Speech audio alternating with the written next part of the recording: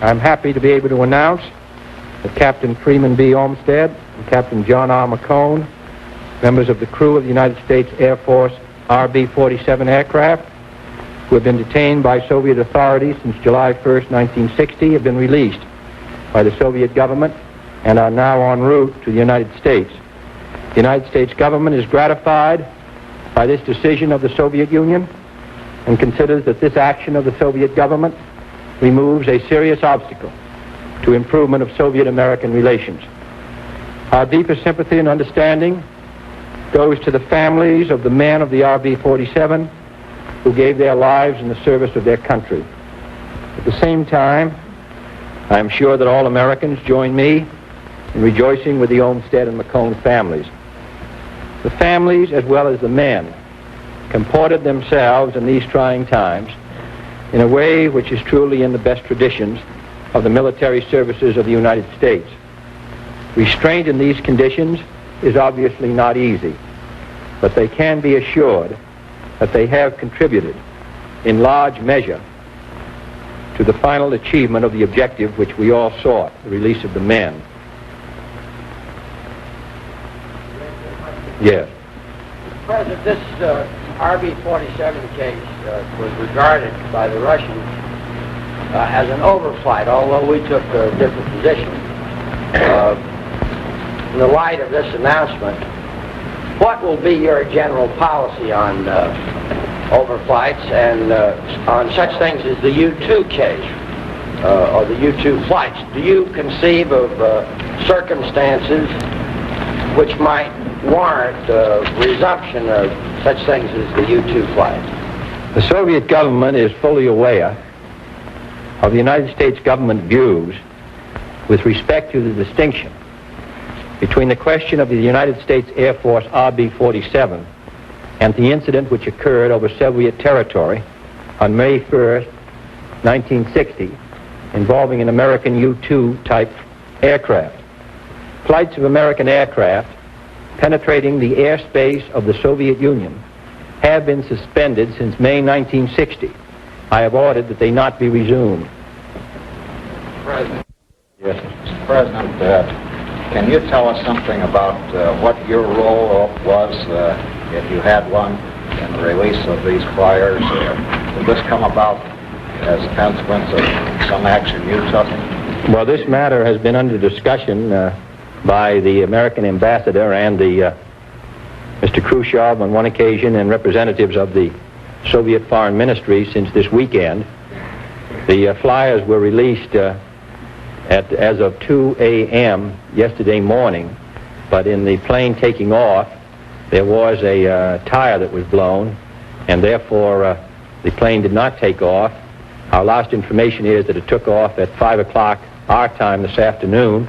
It will fly to Amsterdam, and then we expect the flyers to be brought to the United States tomorrow afternoon. Mr. President, what more can you tell us about the long conversation that Ambassador Thompson had with Mr. Khrushchev, including whether the tone of that conversation was anywhere near as friendly as that of the messages that Khrushchev has sent you?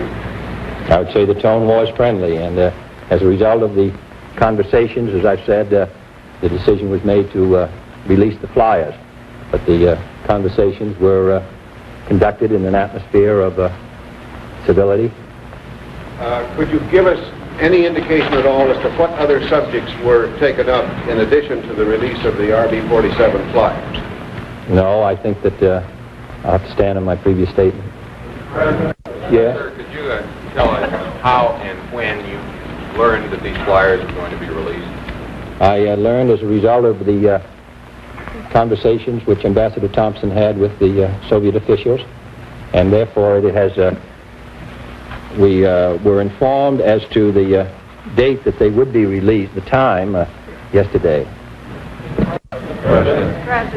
In consequence of Mr. Khrushchev's apparent indication last weekend of willingness to release the American flyers, have you sent any communication to him through Ambassador Thompson or otherwise? Have I sent a message since the release of the flyers? since his communication to us, to Ambassador? Well, we've had several exchanges with the Soviet authorities.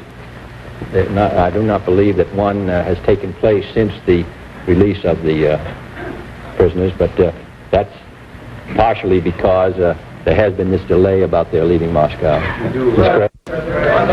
President, now that the Soviets have released the R-47 flyers, would you estimate for us the chances of you meeting Khrushchev? Yes, there is no relationship, nor has there been in the discussions between the two matters. And therefore, I have there's been no change in my previous statement that there are no plans at the present time for meeting with Mr. Khrushchev.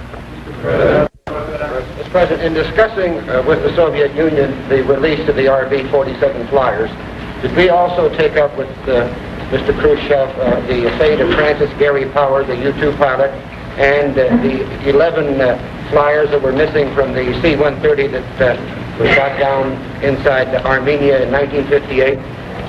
The matter of the 11 flyers was discussed, and Mr. Khrushchev, and the Russians rather, have stated that their previous public statements on these flyers represent their view on the matter, that the newspaper magazine story, which came from written by an Eastern German, did not represent the facts.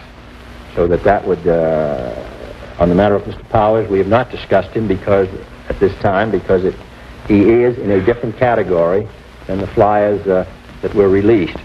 One was an overflight and the other was a flight of a different nature. Yeah? Did the Russians ask any quid pro quo, or did we make any concessions to them in exchange for the release of these flyers? They did not. If not, how do you account for this remarkable turnabout in their relations with us? We did not. The statement which I have made is the statement which the United States government put forward on this matter, which I read to you earlier in regard to overflights. I would not attempt to make a judgment as to why the Soviet Union chose to release them at this time. I did say in my statement to Mr. Arrowsmith that this had removed a serious obstacle in the way of peaceful relations between the Soviet Union and the United States, and I would judge that they desired to remove that serious obstacle. Sir, that they accepted a reassurance of no more overflights as an exchange? It is a fact that I have ordered that the flights not be resumed, which is a continuation of the order given by President Eisenhower in May of this year. Could you tell us something of the reasoning and the background of the apparent restrictions on the RB-47 flyers in publicly discussing their experiences in Russia? We get the impression from the Pentagon that this blackout on any public interviews or discussion of the two flyers is to be more or less an indefinite thing. Now, we're told at the Pentagon that this is in the national interest. First, sir, I wonder if you could tell us why it's in the national interest, and second, what personal feelings you have in the matter on the reasoning behind this decision to keep these men quiet. Well, I'll say that when they finish their short leave and when they have been debriefed by the Air Force, and the Air Force had an opportunity to have conversations with them, as far as I'm concerned, I'd be glad to have them talk to the press. And therefore, I would assume they would be available to the press as soon as that leave is over.